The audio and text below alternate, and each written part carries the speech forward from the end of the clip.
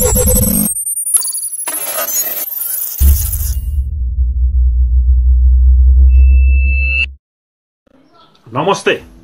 म भरत ओली।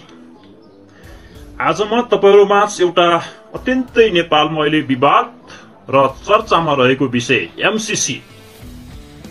वास्तवमा के हो एमसीसी र यसमा उठाइएका प्रश्नहरू कतिसम्म सही छन्? एमसीसी र नेपाल सरकार बीच भएको जो सम्झौता पेपर छ त्यसमा खासमा के लेखिएको छ र त्यसको व्याख्या के हुन्छ भन्ने विषयमा प्रत्येक धारा र अनुसूची केलाउँदै म विश्लेषणात्मक एउटा प्रस्तुति लिएर आएको छु। हामी साथमै रहनुहोला। सबभन्दा पहिला जाउँ एमसीसी को बारेमा। एमसीसी का आलोचकहरूले उठाएका प्रश्नहरूको बारेमा।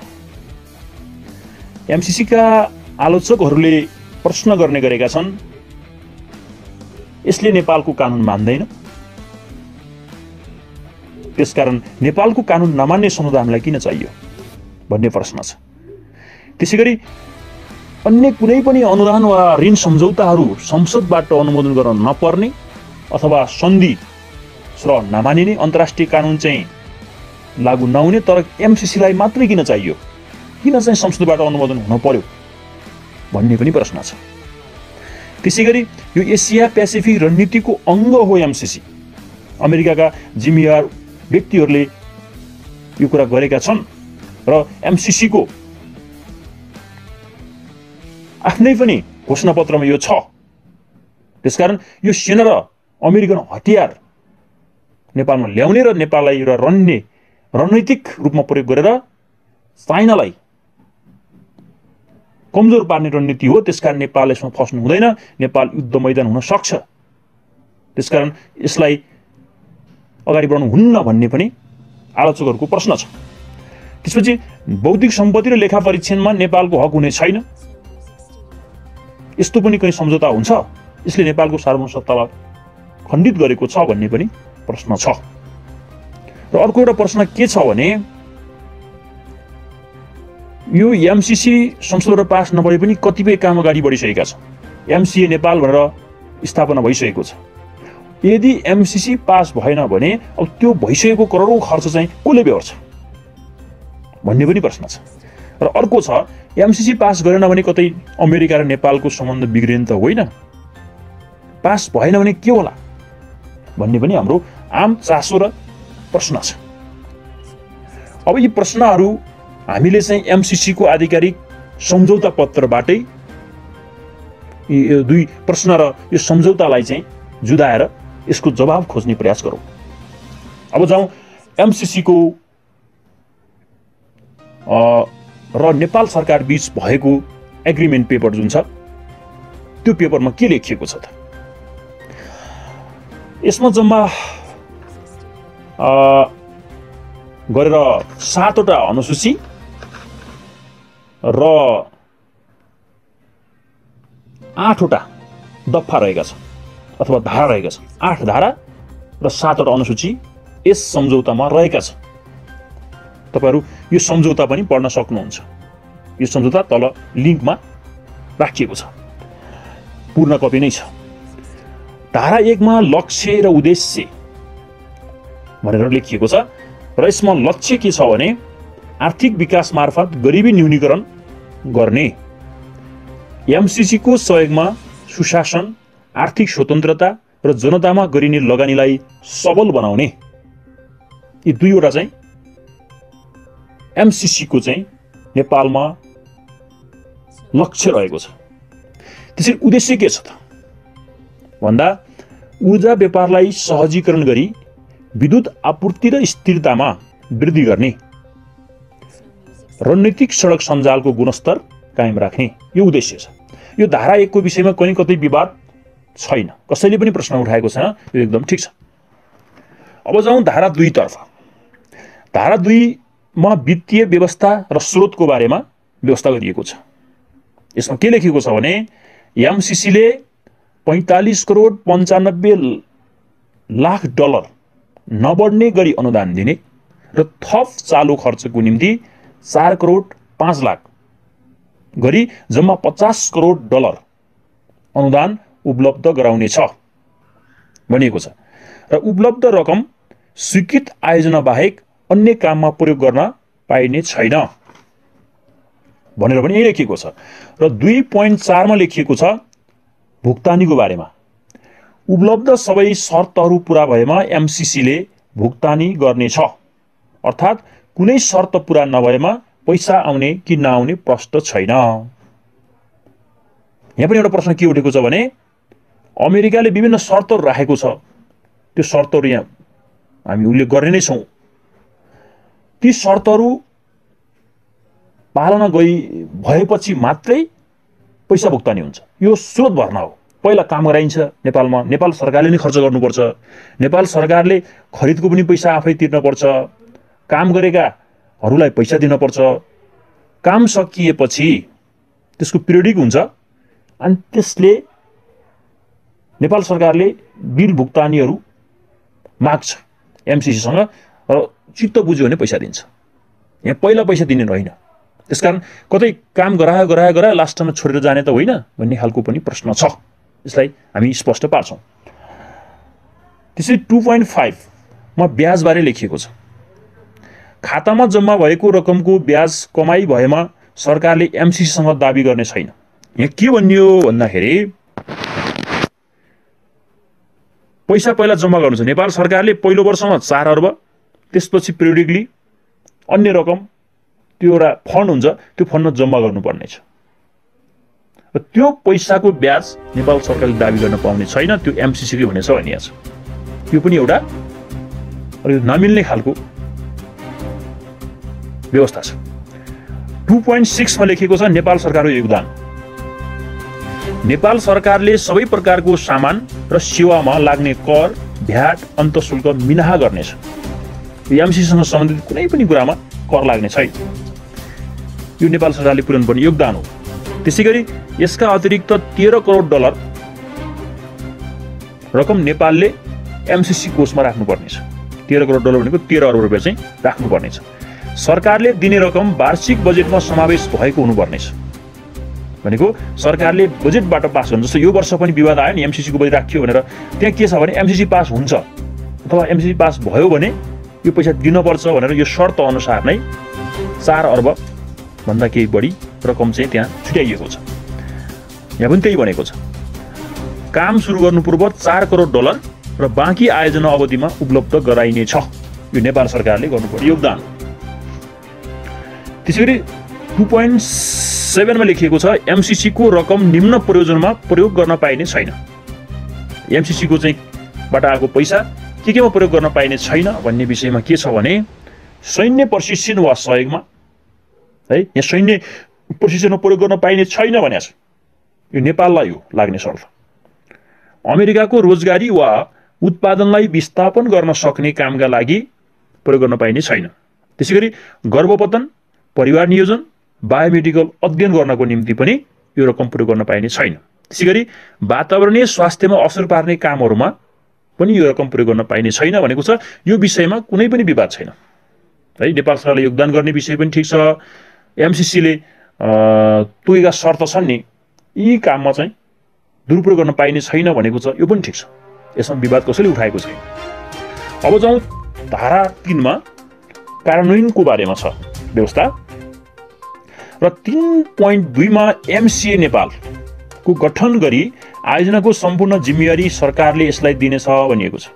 एमसीए को गठन सरकारले एमसीसी को पूर्व स्वीकृति लिएर मात्र गर्न सक्नेछ यो भइसकेको छ एमसीसी कै स्वीकृतिमा एमसीए को गठन भइसकेको छ र खड्ग विष्ट भन्ने व्यक्तिलाई कार्यकारी अधिकृत तोकिसकिएको छ र यो काम अगाडि बढाइसकेको छ उसले र एमसीए मा एउटा बोर्ड हुन्छ त्यो बोर्ड नेपाल सरकारकै सचिवहरू सहसचिवहरू हुने व्यवस्था छ 7 सदस्यीय बोर्ड हुन्छ र आवश्यक हुन्छ थप्न सकिने भनिएको छ तर त्यो एमसीए नेपाल सरकारप्रति जिम्मेवार हुने छैन यो एमसीसी प्रति उत्तरदायी हुनुपर्ने छ भनेको छ यो एकदम विवादित कुरा छ यहाँ झुक्याइएको छ एमसी त नेपाली नै छ नि त्यहाँ भन्ने पनि छ फेरि एमसीए चाहिँ एमसीसी को अधीनमा हुनुपर्ने छ भनेपछि यो हुनुहुँदैन भन्ने चाहिँ आलोचकहरूको भनाइ छ।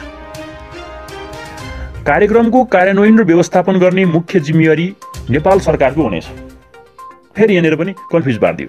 एकातिर सम्पूर्ण जिम्मा एमसीसीको भनिदिएको छ, अर्कोतिर फेरि सम्पूर्ण जिम्मेवारी कार्यान्वयन र व्यवस्थापनको सरकारको पनि भनिदिएको छ। त्यसकारण यो अलिकति अस्पष्ट छ। यो सम्झौता अनुसारका निर्देशिका, पूरक सम्झौता र कार्यक्रम कार्यान्वयन सम्झौता कार्यान्वयन गर्ने जिम्मेवारी सरकारले पुरा गर्नेछ। हो, यो बनेका निर्देशिकाहरू, सम्झौताहरू, अरू पूरक सम्झौता हुन सक्छन्, कार्यक्रमको कार्यान्वयन गर्दा हुन सक्ने सम्झौताहरू सबैको कार्यान्वयन सरकारले नै गर्ने हो। यहाँ एमसीसीले केही गर्नुपर्ने छैन भनेको एकपक्षीय शर्त भयो। यहाँ पनि विवाद छ।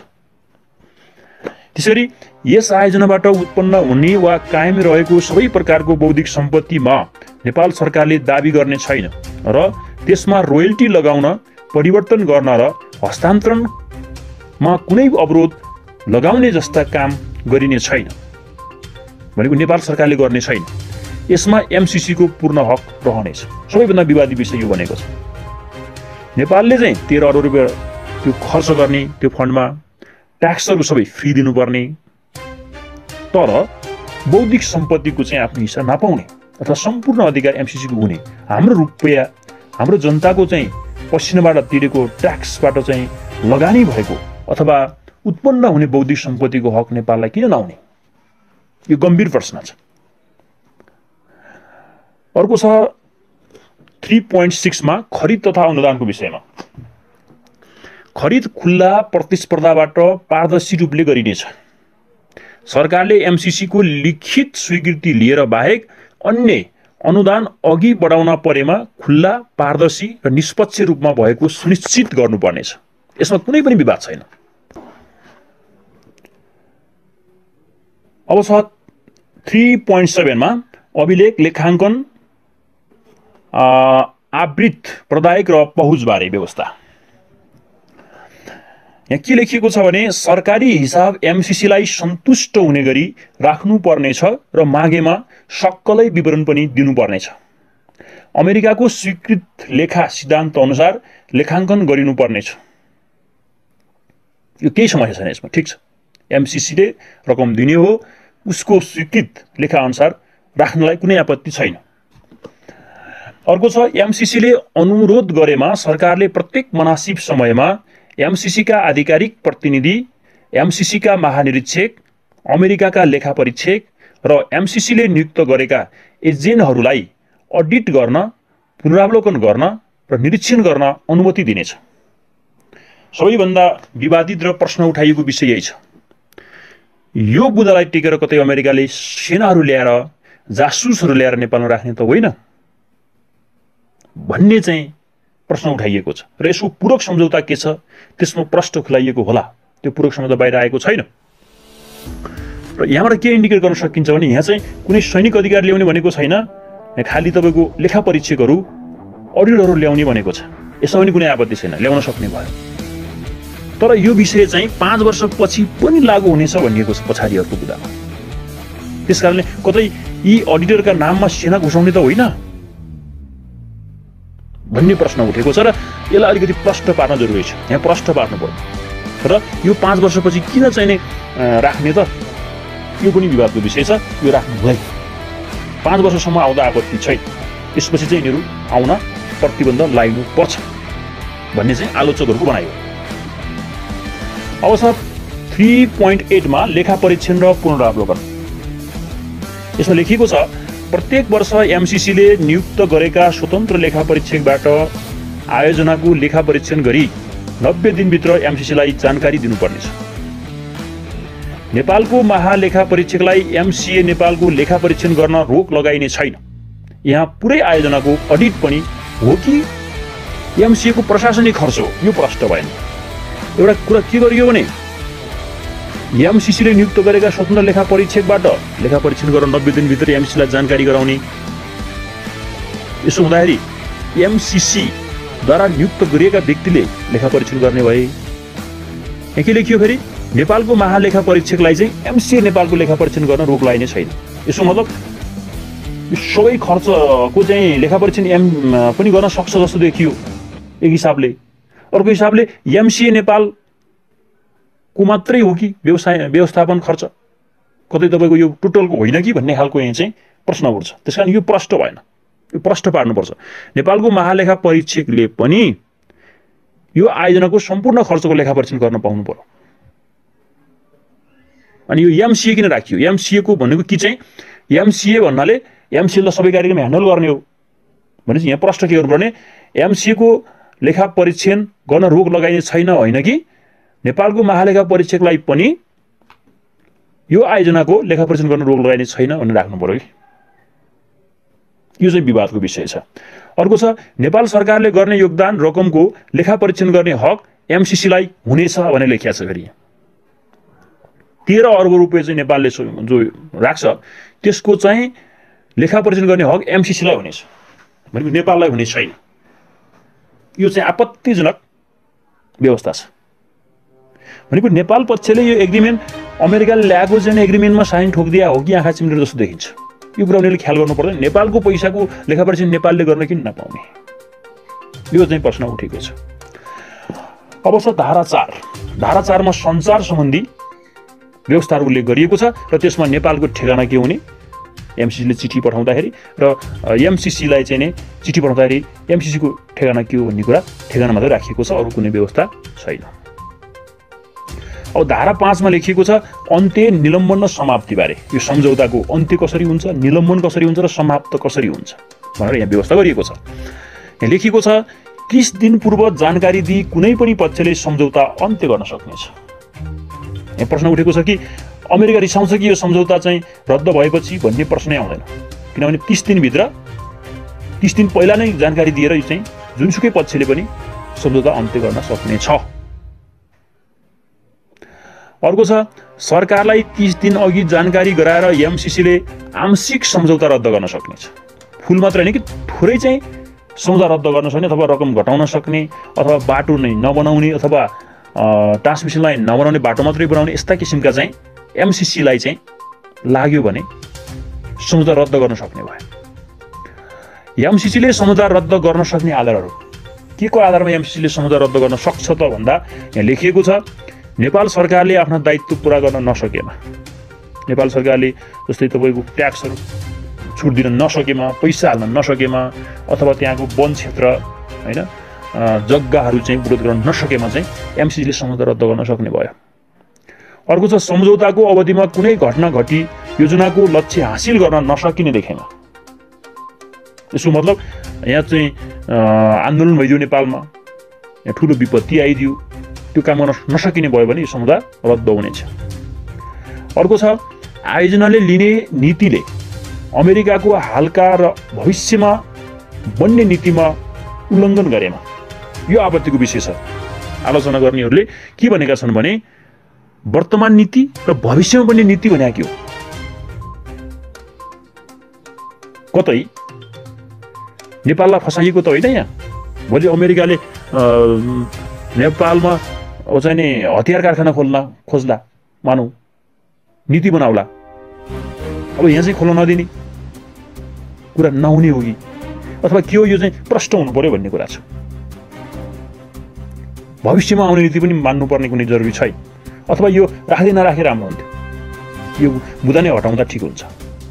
अर्को छ सरकार वा यो योजनाको प्रयोग गर्ने व्यक्ति वा संस्था अमेरिकाको सुरक्षा हित विपरीतका काममा सहभागी भएमा, लागू पदार्थ ओसार पसारमा संलग्न भएमा यो समस्या छैन। उसैले दिएको डोनेसनमा उसका विरुद्ध काम गर्न त मिल्दैन, यो राख्नु जायजै छ। अमेरिकाको विदेशी सहायता ऐन 1961 अनुसार नेपाल सहायता प्राप्त गर्न अयोग्य भएमा, यो पनि उनीहरूको नीति हो, उनीहरूले स्वेच्छाले दिने हो, उनीहरूको नीतिभन्दा नेपाल बाहिर गयो भने पाउनुपर्छ भन्ने जरुरी छैन। ठिक छ। एमसिसीले अन्त्य गरेको सम्झौता सरकारले सच्याउने प्रतिबद्धता जनाएमा पुनर्बहाली पनि हुन सक्छ। के भन्ने भने उले एकपक्षी तरिकाले सम्झौता भङ्ग गर्न सक्ने भयो, त्यसैले नेपाल सरकारले फेरि उले जो आपत्ति जनाउँछ त्यो म सुधार्छु भनेर प्रतिबद्धता जनायो भने त्यो फेरि पुनर्बहाली पनि हुन सक्ने देखियो। यो प्रावधान चाहिँ राम्रै छ। 5.3 मा छ एमसिसीले दिएको रकम अन्य कतै दुरुपयोग गरिएमा एमसिसीले ब्याज, आर्जित सम्पत्तिको ब्याज सहित 30 दिनभित्र डलरमा सरकारद्वारा भुक्तानी लिनेछ। र यो व्यवस्था एमसीसी को अवधि सकिएको थप 5 वर्षसम्म पनि हुनेछ। यसले भन्न खोजेको के हो भने एमसीसी बाट आएको पैसा अन्य काममा प्रयोग गरियो अथवा यहाँ के देखिन्छ भने ट्रान्समिसन लाइन अन्य काममा त्यहाँबाट आएको पैसा अन्य काममा प्रयोग गरियो भने एमसीसी सकिएको थप 5 वर्षसम्म पनि त्यस्तो गरियो भने ब्याजसहित नेपाल सरकारले हर्जना तिर्नुपर्ने छ भनिएको छ। यो पनि ठिक छ, यो शर्त डोनरले दिनु राख्नु नराम्रो होइन है, यो ठिकै छ, मलाई त्यस्तो लाग्छ, यो आपत्तिजनक छैन। 5.4 मा ढिलो भुक्तानीमा ब्याज लाग्ने यो चाहिँ भयङ्कर चाहिने अपमान गरिएको नेपाललाई हेपिएको जस्तो लाग्छ मलाई चाहिँ। के भनिएको छ भने नेपाल सरकारले दिनुपर्ने रकम जो 13 अरब भनेको छ नि, त्यो रकम दिन ढिला गरेमा अमेरिकी नियमअनुसार ब्याज लगाई असुल गरिनेछ। यो नेपाल सरकारको हैन कि नेपाली जनताको घोर बेइज्जत हो। 13 अरब रुपैयाँ नेपाल सरकारले दिन सक्दैन, त्यो पनि आफ्नै देशको विकासको निम्ति। आफूलाई चाहिने ट्रान्समिसन लाइन निर्माण गर्नको लागि नेपाल सरकारले त्यो दिँदैन। यो हेपेर नेपाल सरकार एकदमै असफल राष्ट्र हो भन्ने हिसाबले चाहिँ हेपेर यो व्यवस्था राख्यो, यो राख्नै हुन्न। नेपाल सरकारले दिइहाल्छ नि, नदिने भन्ने हुँदै हुन्न नि। यदि दिएन भने उनीहरूले सम्झौता क्यान्सल गरोस् न, किन यो चाहिँ अपमानजनक शब्द राख्न पर्यो? त्यसकारण यो आपत्तिको विषय छ। यो आलोचकहरूले यो कुरा चाहिँ त्यति धेरै पोइन्ट आउट गरेका छैनन्, तर मलाई चाहिँ यो विषय सबैभन्दा आपत्तिजनक लागेको छ, यो नेपाललाई हेपिएको छ। त्यसैगरी 5.5 मा छ सधैँ कायम रहने व्यवस्था। 5 वर्षमा यो एमसीसी सम्झौता सकिने हो, तर सधैँ कायम रहने व्यवस्था 5 वर्षपछि पनि कायम रहने व्यवस्थाहरू पनि राखिएको छ। यो चाहिँ आपत्तिजनक छ। सबैले आपत्तिजनक कुरा यो हो। जस्तो यसमा लेखिएको छ दफा 3.2 को बौद्धिक सम्पत्तिमा हक लाग्ने विषय एमसीसी को मात्र हुनेछ जो भनिएको छ, यो सधैँभरि लागू हुनेछ। त्यसपछि दफा 3.7 मा एमसीसी का मान्छे नेपाल आउन पाउने व्यवस्था, जो अडिटरहरू हामीले पहिला पनि उल्लेख गरेका थियौँ नि, उनीहरूका मान्छेहरू पछिसम्म नै आउन पाउनेछ। यसको मतलब उनीहरू किन आउने त?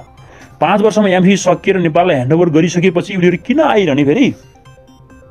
यो प्रश्न छ। दफा 3.8 मा छ लेखा परीक्षणको व्यवस्था। यो पनि पैसामा किन कायम राख्नुपर्ने? काम सकिएपछि त सकियो नि, लेखा परीक्षण किन चाहियो? यसको मतलब यहाँ के देखिन्छ भने उनीहरू एमसीसीलाई 5 वर्ष होइन थप्दै थप्दै थप्दै थप्दै यही बहाना बनाएर कयौं वर्ष गुजार्ने हुन् कि जस्तो देखिन्छ क्या। 5 वर्षभन्दा नि पछि एक्सटेन्ड गर्न सक्ने हो कि जस्तो देखिन्छ यो कुरालाई समातेर। दफा 5.2 को पनि सम्झौता अन्त्यको व्यवस्थाहरू यो पनि कायम राख्ने भनेको छ के। भन्नु मतलब यिनीहरूले स्पष्ट के देखाइरहेछ भने यो सम्झौता 5 वर्ष होइन कि यो कयौं वर्षसम्म लागिने जस्तो देखिन्छ यहाँ। दफा 5.3 मा सरकारले रकम दुरुपयोग गरेमा जरिवाना तिर्ने, यो पनि आपत्तिजनक छ। किनभने 5 वर्षमा सकिसकेपछि त ऊ नेपालको प्रपर्टी भयो नि, दुरुपयोग भन्ने अर्थै रहँदैन नि। दफा 5.4 मा ढिलो भुक्तानी गरेमा सरकारले ब्याज सहित दिने। दफा 6.4 मा यो सम्झौता अन्तर्राष्ट्रिय सम्झौता हो र यसको हकमा अन्तर्राष्ट्रिय कानुन लाग्नेछ भन्ने कुरा सधैँभरि लागू हुने अरे। ल यो विषय आपत्तिजनक हो कि यिनीहरूले सधैँभरिको लागि चाहिँ यो सम्झौता गरेको देखिन्छ। किनकि होइन भने यो सम्झौता अन्तर्राष्ट्रिय सम्झौता हो र यसको हकमा अन्तर्राष्ट्रिय कानुन लाग्नेछ भन्ने विषय सधैँभरि कायम रहने भनेर चाहिँ 5.5 को दफामा राखिएको छ। 5 वर्षमा यो सकिसकेपछि किन फेरि यो रहने र यो चाहिँ अन्तर्राष्ट्रिय सम्झौता भयो भन्दाखेरि अमेरिकाको यसमा कुछ दालमा काला है, यो देखिन्छ है। धारा 6 मा सम्झौताका अनुसूची संशोधन र लागू हुने कानुनको विषयमा उल्लेख गरिएको छ है।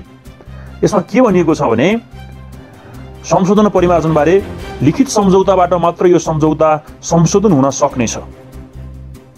यो परियोजनाको अन्त्य गर्न र अनुसूचीहरूमा मात्रै संशोधन गर्न सकिने धाराहरूमा संशोधन हुने या नहुने कुरा स्पष्ट छैन। संशोधन गर्न सरकारले संसदीय प्रक्रिया पूरा गर्न नपर्ने बुझाइ दुवै पक्षको छ भनेर यहाँ लेखिएको छ। यसको मतलब के हो भने यो सम्झौतामा कुनै परिमार्जन गर्नु पर्यो भने, संशोधन गर्नु पर्यो भने लिखित सम्झौता गरेर, पूरक सम्झौता गरेर परिमार्जन गर्न सकिने छ। तर यसमा अनुसूचीको कुरा गरिएको छ, धाराको कतै उल्लेख गरिएको छ। धारा पनि हो कि अनुसूची मात्रै चाहिँ संशोधन हुने हो, यो कुरा प्रष्ट छैन। र संशोधन गर्दाखेरि सरकारले संसदीय प्रक्रिया पूरा गर्न नपर्ने, सरकार बीच डाइरेक्ट एग्रिमेन्ट गर्न पाइने, संसदमा गएर चाहिँ त्यसपछि संशोधन गर्दाखेरि चाहिँ पूरा गर्न नपर्ने भनेपछि अहिले चाहिँ संसदबाट चाहिँ संशोधन गर्ने मतलब पास गर्ने पछि चाहिँ सरकारलाई फसाएर सरकारलाई प्रेसरमा राखेर यसलाई चाहिँ बङ्ग्याएर यसलाई सैन्य रणनीतिमै परिवर्तन गर्न सक्ने हो कि जस्तो देखिन्छ यहाँ। कतै यो नेपालको सरकार गरिब देशका सरकारहरू त तपाईँको चाहिँ नि विदेशीका दास हुन्छन्। खास गरी सबै ठाउँमा जस्तै श्रीलङ्कामा चाहिँ एमसीसीको विरोध भएको छ, त्यहाँको सरकारलाई पपेट भनिएको छ, फिलिपिन्समा त्यही देखाइएको छ, त्यहाँका स्वार्थी राजनीतिज्ञहरूलाई अमेरिकाले प्रभावमा पारेर दबावमा राखेर चाहिँ नि आफू अनुकूलको निर्णय गराइरहेको अवस्थामा नेपालमा पनि कतै यसै हो कि भन्ने देखिन्छ। संसदबाट एकचोटि पास गर्ने त्यसपछि चाहिँ संशोधन जान नपर्ने बनाइएको छ।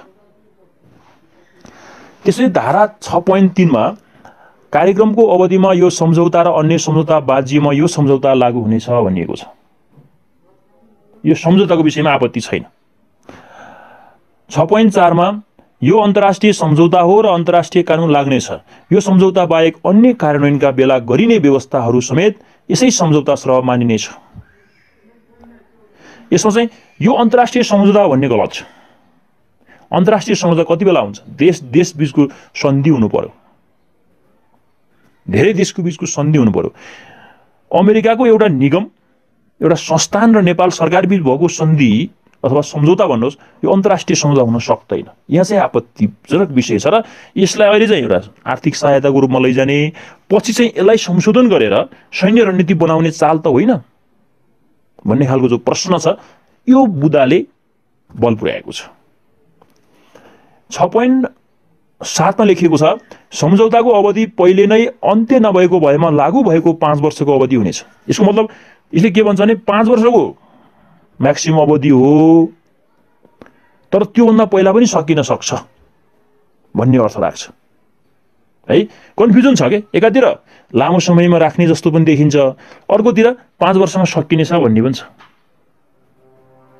र फेरि संशोधन गर्न सकिने भएको कारणले गर्दाखेरि यसलाई 5 लाख बढाएर 15 बनाइदिने हो कि भन्ने आशंका त रहने भयो नि। त्यसकारण यो अलिकति अस्पष्टता कारणले पनि धेरै विवाद भएको छ। 6.8 मा लेखिएको छ एमसीसी को हैसियत।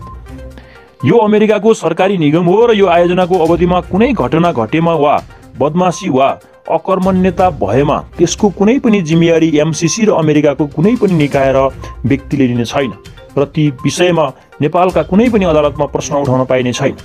यो विषयमा नि धेरै विवाद भएको छ, धेरै प्रश्न उठेको छ।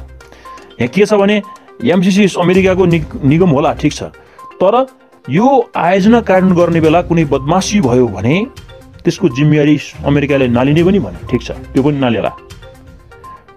तर कुनै अपराध, कुनै व्यक्ति हत्या केही भयो भने पनि अदालतमा प्रश्न उठाउन नपाइने नेपालको हो भने व्यक्ति मार्यो भने ती आएका व्यक्तिहरूले जे अपराध गरे पनि तिनलाई चाहिँ कानुन नलाग्ने, यो चाहिँ गम्भीर आपत्तिजनक। भोलि ती चाहिँ लेखा परीक्षकका नाममा सेना ल्याउने, लेखा परीक्षक हुन् भन्दै र तिनीहरूले चाहिँ मान्छे मार्यो भने के गर्ने त?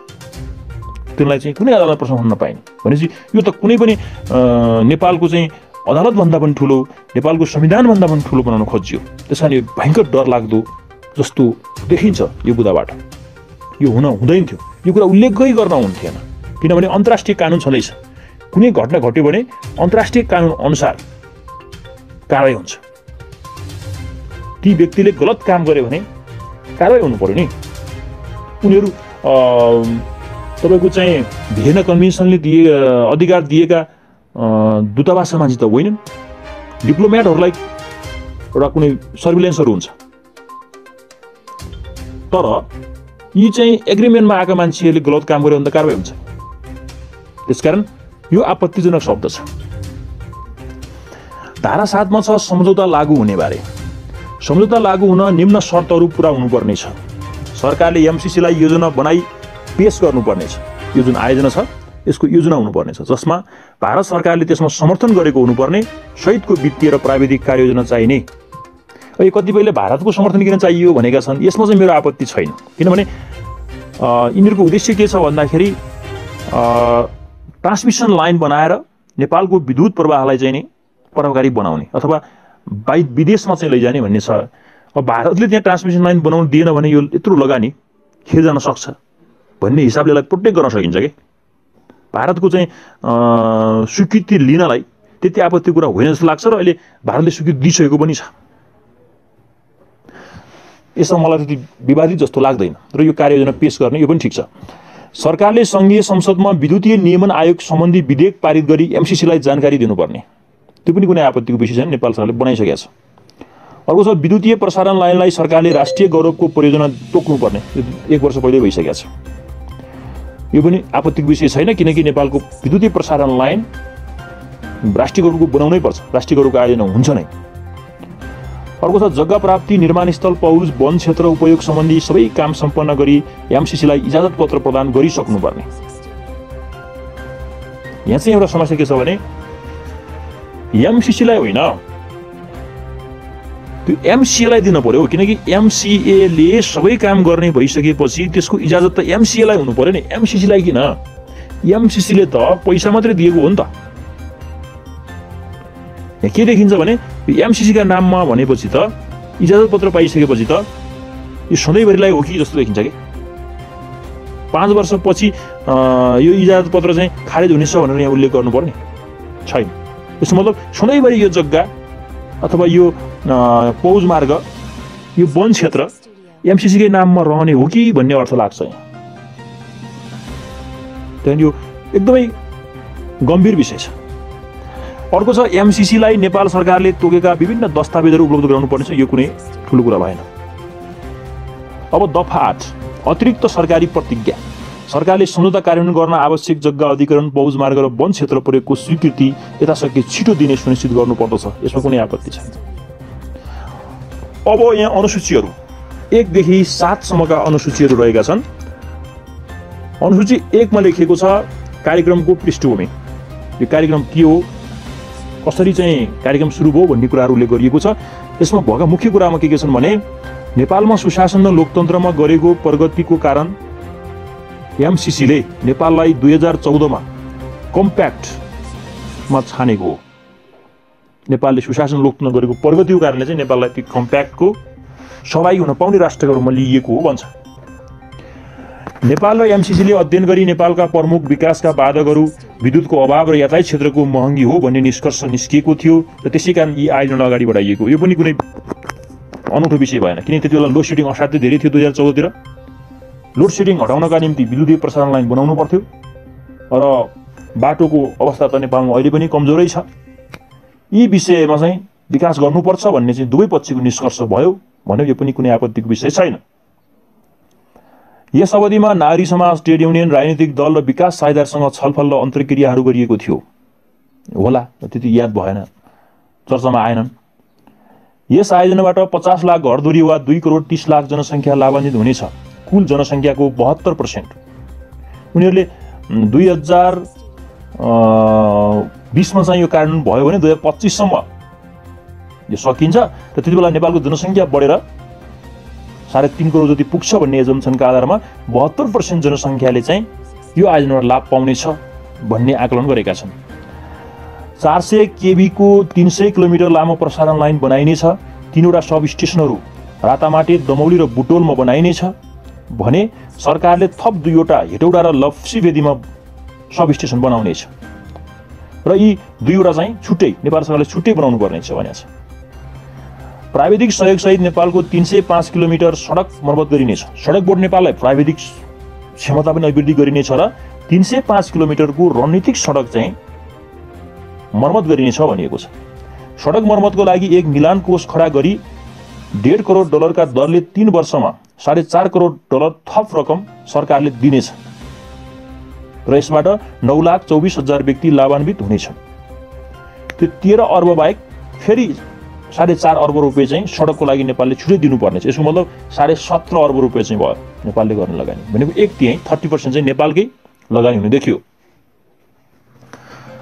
अब यहाँ चाहिँ एमसीए नेपालको संरचना पनि उल्लेख गरिएको छ। नेपाल सरकारका सचिव र सहसचिव रहेको एक एमसीए गठन हुनेछ, जुन नेपाल सरकारले गरेको निर्णयमा गठन हुनेछ।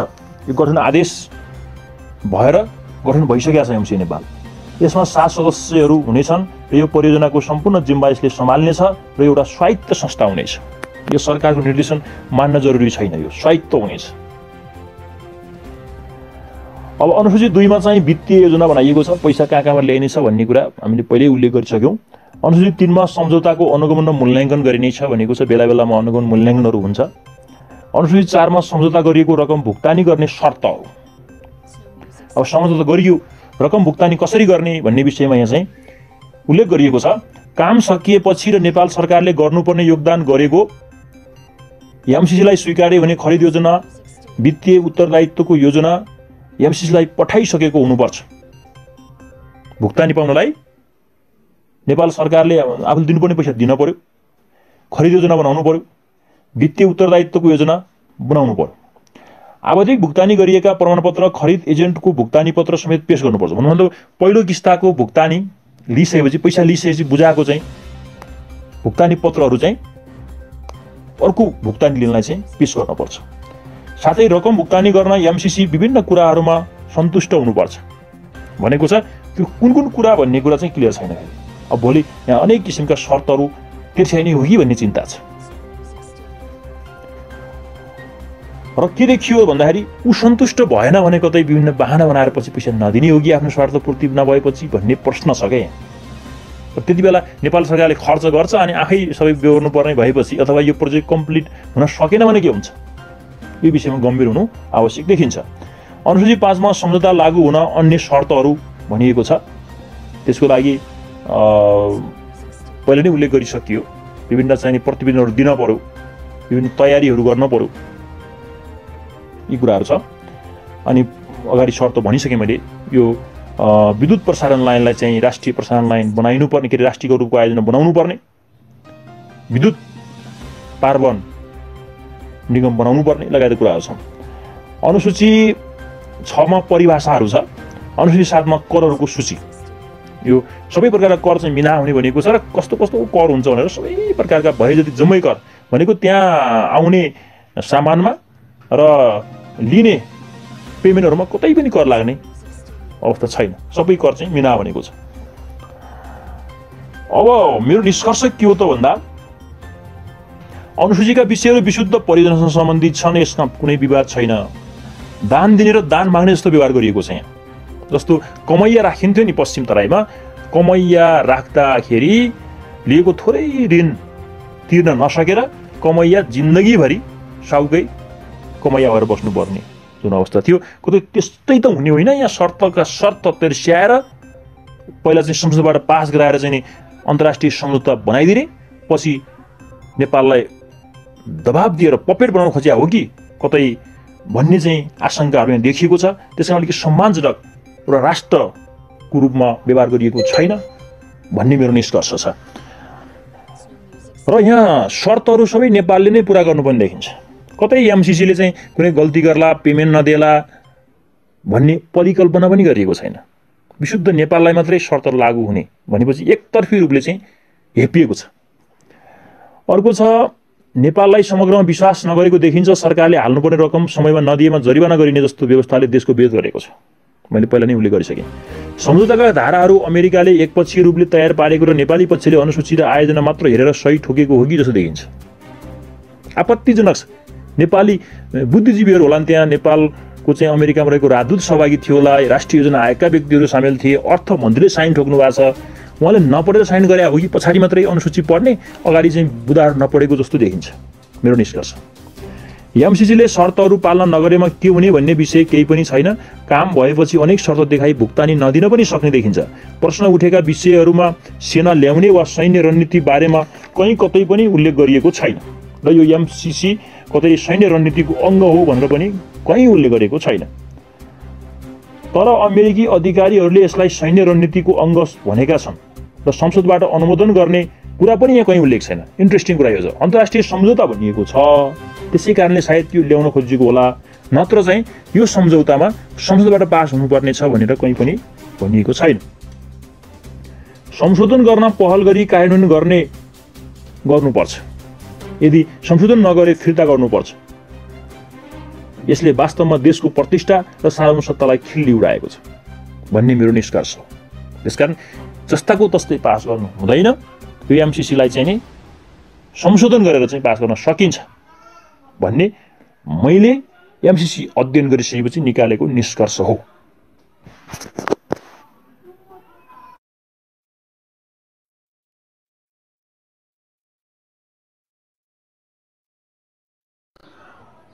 यी सबै कुराहरू थाहा भइसकेपछि अब एमसीसीलाई कसरी सुल्झाउन सकिन्छ, यो विवादलाई निष्कर्षमा पुर्याउन कसरी सकिन्छ भन्ने प्रश्न उठ्छ।